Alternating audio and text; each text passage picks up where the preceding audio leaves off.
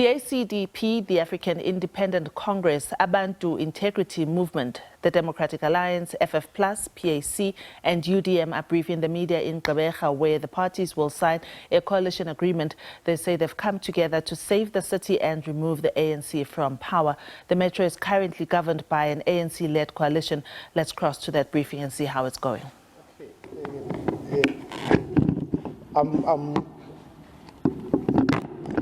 I'm going to give people to respond.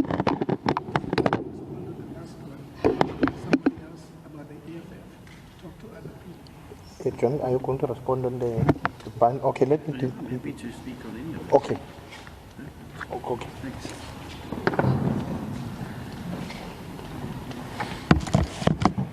Thank you very much, SABC, for that. We regard this coalition agreement as binding on the parties. And that's not to say there may not be a situation that may occur where something changes. I would hope not. Because as we enter into an era of coalitions, the last thing you want to be seen as is an untrustworthy partner, because it's going to affect how things play out in other coalitions and other areas. This coalition agreement as well is not something that's just happened overnight. It's something that's been the process of 4 months, thereabout, of negotiations between the parties. As Mr. Jack has said, and as the President of the PAC have said, there's had to be a meeting of minds around different ideologies and different viewpoints. And so it's not a document that's birthed out of a flash in the pan. It's something that's been the process of a long negotiation. And I believe that the parties have come to this table today with bona fides. And I hope that it will be binding on all of them, because we want to establish trust amongst ourselves as political organisations going forward. And certainly from the DA's side, we want to be seen as a reliable, trustworthy coalition partner going forward.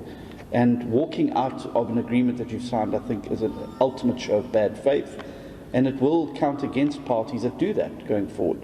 But I know the people at this table. I've worked with some of them since I began my political career, and I regard everyone here as persons of integrity and good courage.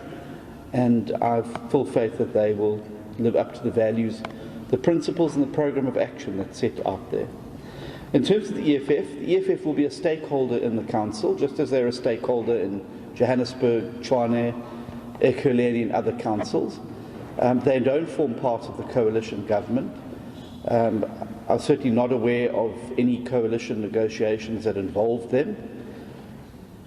But all the parties in the council are going to have to make a decision whether they continue to allow this coalition of corruption and maladministration and suffering for the people of Nelson Mandela Bay to continue, or whether you're going to support an alternative that's going to bring good, clean, accountable government that delivers to the people of Nelson Mandela Bay. And I believe any party that takes itself seriously as a political organisation could certainly not let the current ANC-led situation continue for another moment longer in Nelson Mandela Bay.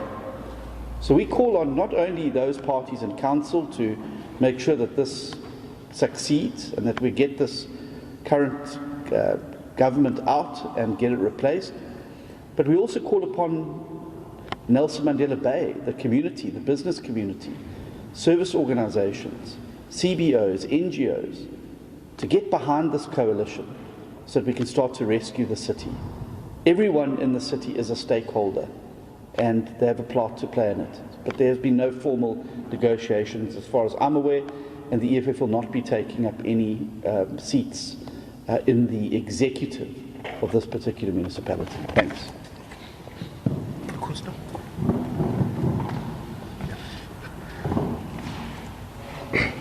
Look, the bottom line is this. Do we want to sit back and do nothing because we are little worms or little cretins? We're not. We have to do something. During the struggle, we used to have a song that says, Unganibona ndincane kangaka, thambo zundini So the song was appealing to Tambo because we were so wretched and so small and so emaciated and so poor. And then there were people who were telling us, don't do anything because you are born unjani, you can see how you look like. But we didn't do that. We went straight into the belly of the beast. And that's what we are doing. We are relying, Kuster Jack himself was put under enormous pressure by the electorate to do something. So the other councillors that are in the council, there are many of them who have demonstrated that they want to do something. And that is what we are relying on as we go forward from now in the relation of taking over away from the dysfunctional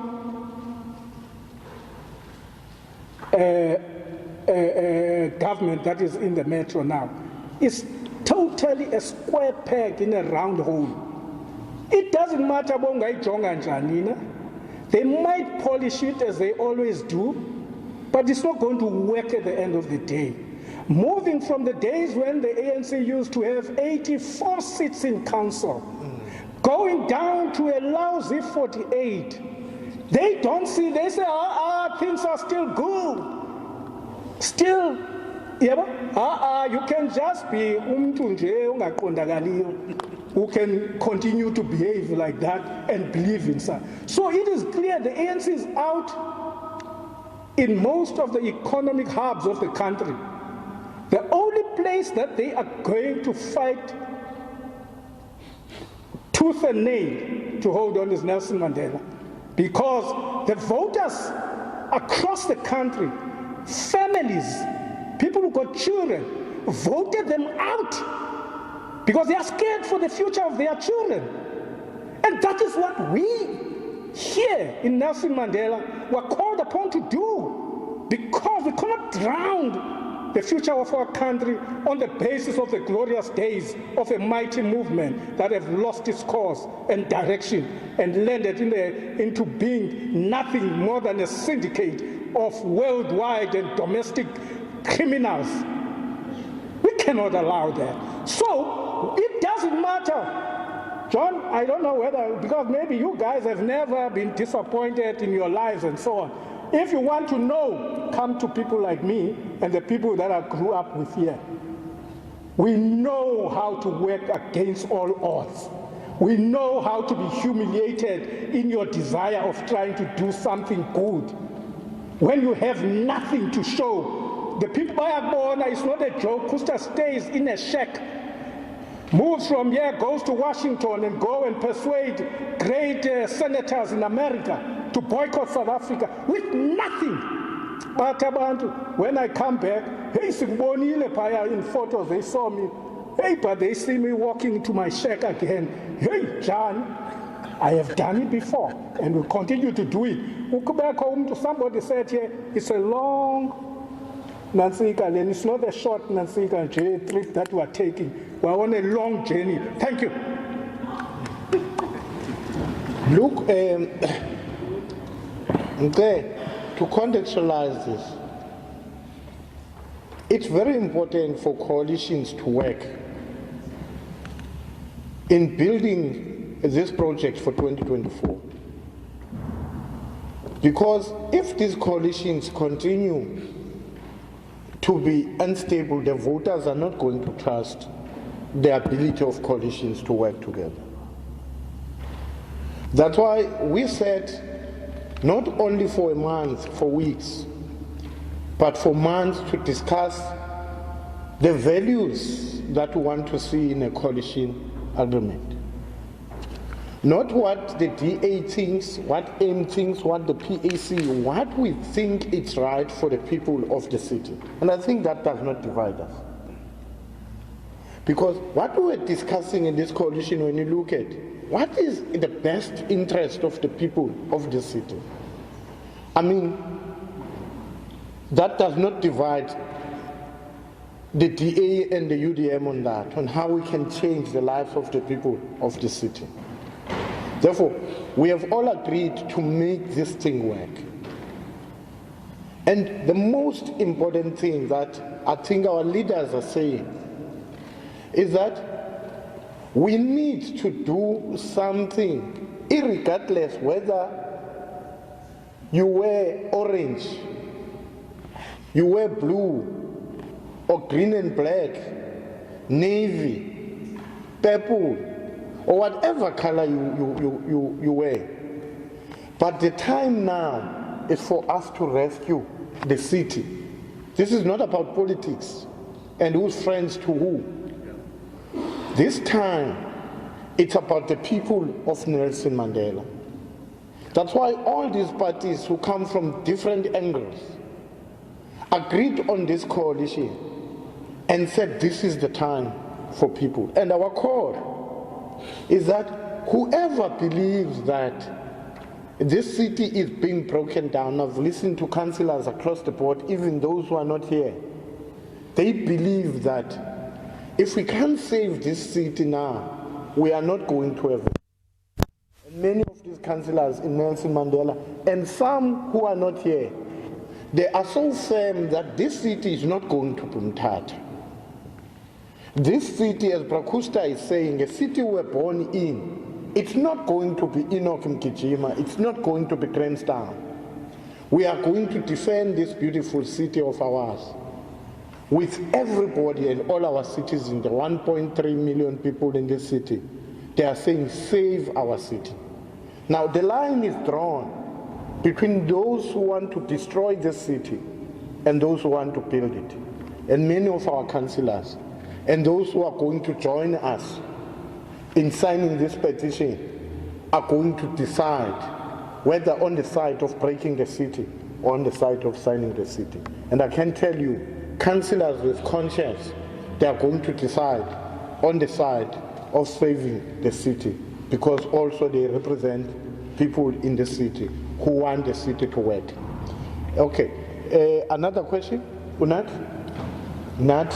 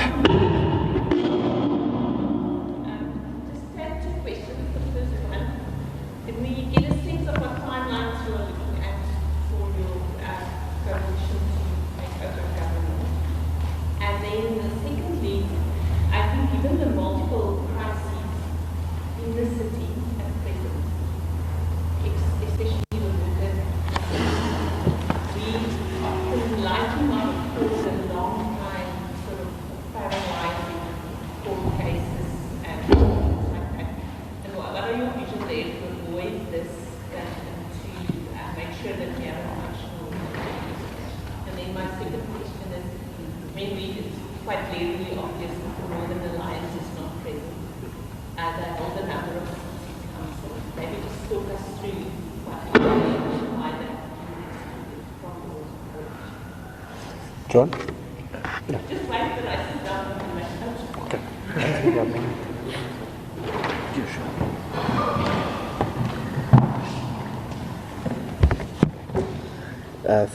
Thank you very much. I think the timelines are as soon as possible.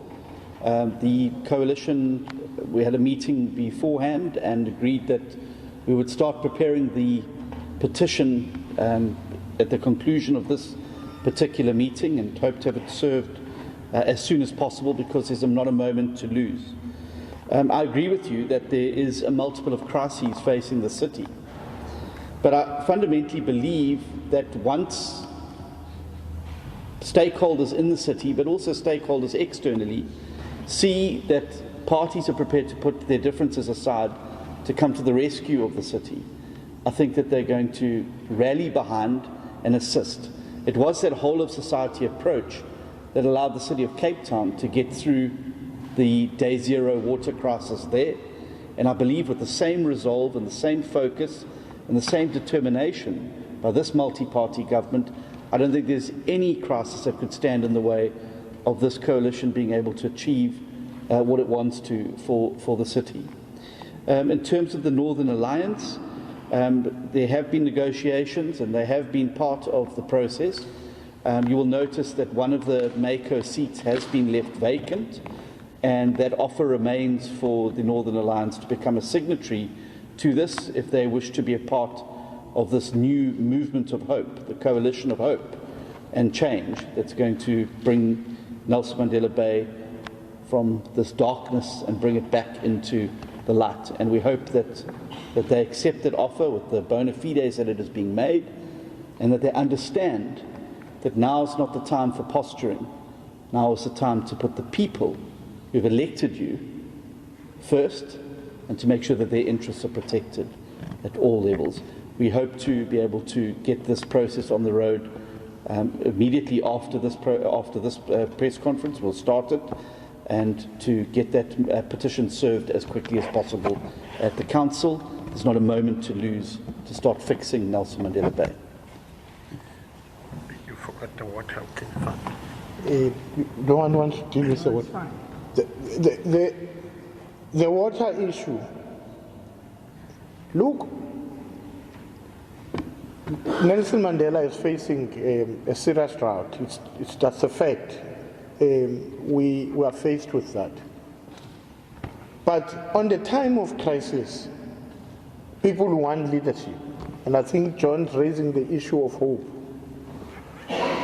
And I always say, one of the problems in Nelson Mandela is not the fact that we are about to reach day zero, but we reached day incompetence. That we had a leadership that had no plan, had no vision to put up in place and deal with the water problem. When we were in government, we worked very closely with the City of Cape Town to guide us on things that we should do. The biggest lesson we learned from Cape Town was the fact that to deal with a water crisis, you must have your community behind you to understand the importance of reducing water consumption. And I mean, since November, nobody was talking about that aspect here. And two, you must have a very clear augmentation program. You might remember that the Gqeberha that was just launched now, Councillor Buyeye would also tell you, it's a Gqeberha that we financed in the previous budget when we were in the mayorship. The pipeline in Stanford Road, we made sure whilst it was going to take 12 months, we reduced that period to avoid some of the water crisis that was going to face KwaNobuhle. That this leadership, there might be a very huge expectation that they are going quickly to deal with that. But what we expect out of them to put up a plan, because people want to be led to understand where are we going, what is your plan, how do we fight this thing together. That's what people want. People want answers, and people want a vision. You must be able to tell people what can be done and not be done. But if you do not have those answers, you have only one solution, which is jig, it's a problem. Therefore, I can tell you that this leadership is going to put up a plan that is going to mobilize our community to make sure that we manage this water crisis better. And I can assure you that these individuals, with a clear vision, they are going to be able to lead the people of the city towards a more safer, more manageable water crisis. And I think that's what people want. They want direction. Our people know that we have a water crisis, but they want leadership. And I think that's what is going to happen. Nat? Okay. Yes, I've got bad news for you. It's not the last one, even if it rains tonight and all the dams is full. In the future, there will be exactly the same problem. I've mentioned it many times in Parliament. There's not enough dams in South Africa. That's one of our biggest problems. And underground water is also a problem. But I can assure you, and I've spoken to many municipalities, they must never allow a building plan to be approved without water tanks. I grew up in Gqeberha, and I know, I've said it in Parliament, I know water tanks. It's the best investment that anyone can make in South Africa. Even with people in Johannesburg all over, you must buy water tanks. You know, I think the dams, the Gqeberha Dam was full, I think, in 2015 last. So there's not enough water. If you go to Gqeberha, Karedo is for the Churchill Dam. If you go to Gqeberha, for instance, there's so many dams on the farms because they use it as agriculture, the apple farmers there. And I can assure you, our only hope is the Gqeberha Dam. And they've started with phase 3, I think, 3 years ago or 4 years ago, I can't say, and I think they'll complete it in about 2 months' time. But buy water tanks. The government must subsidize you. Thank you. We will have one common vision, and in going forward, we'll put up a clear plan for water, and all the suggestions I think the coalition would look at. I'm going to give one round now for everybody to ask the leadership, and then we'll have to respond, and then we'll have to close the press conference. Nat? Michael? Nat, go Nat, and then Michael.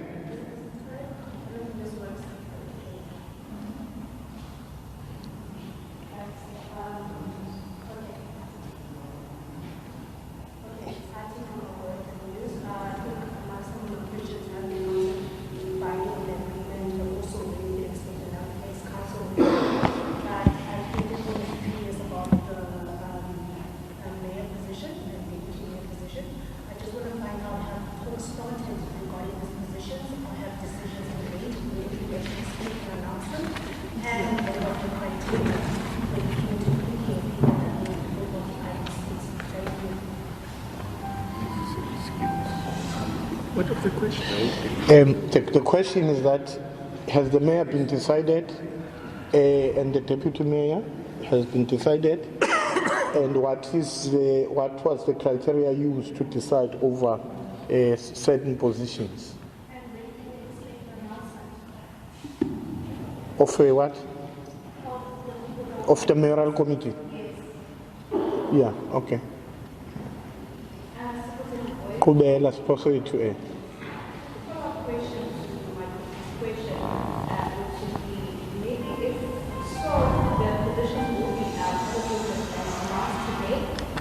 Maybe what can the people of Nelson expect in terms of how the settlement will come, regardless of which area they're from? What is the smooth mountain party that is going to make sure that the settlement also from all the areas in Nelson? Kimber.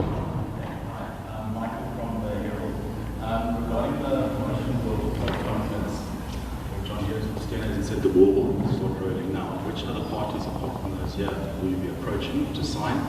Because you guys only have 56 signatures, so you need more. And then I'd also like to know the DA's mayoral candidate, who will you be replacing in council?